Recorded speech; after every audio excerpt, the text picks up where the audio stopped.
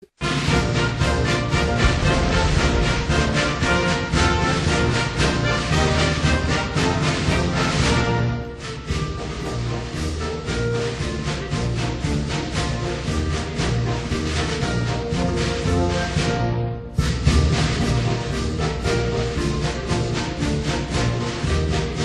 herinn kemur til Íslands eftir stríð, að þá myndast klíkar sem tengist stjórnmálunum, sérstaklega Sjálfstæðisflokki og Framsóknarflokki mikið, og þá myndaðist kúltúr, spillingakúltúr, og þetta hefur bara haldið áfram.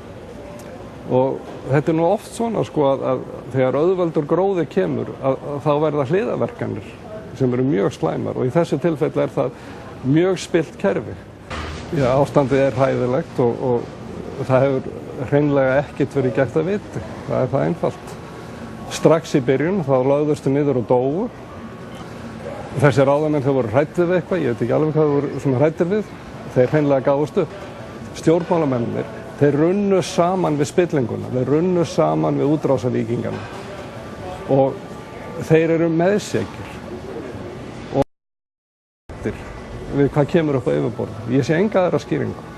Pólitíska kerfið á Íslandi ekki lýðræðiskerfi. Það byggist á því að pólitíkusar tala við fólk 15 mínútur fyrir kosningar og síðan skella þeir í lás. Þannig að þeir þurfa aldrei að svara fyrir neitt. Á hinu Norðurlandunum þar verður menn að segja af sér að minnstu orsökum. Á Íslandi segir enginn af sér. Á Íslandi tekur enginn ábyrgð á neinu. Það náttúrulega víða spilling. En ef við lítum til hinna Norðurlandana, þá sér það ekki nærri til svona mikið, vegna þess að siðgæðisvitundin á miklu hærra plani. Fólkið sjálf, það lætur ekki vaða svona ofan í sig, eins og gert á Íslandi. Fólkið rís upp og stjórnmálamennir vita það og taka tillit til þess.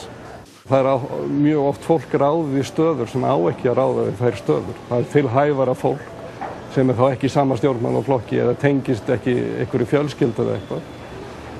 Þannig að fyrir hagkerfið heild það slæmt, því að þú vilt náttúrulega alltaf hafa hæfasta fólkið að gera rétta hluti.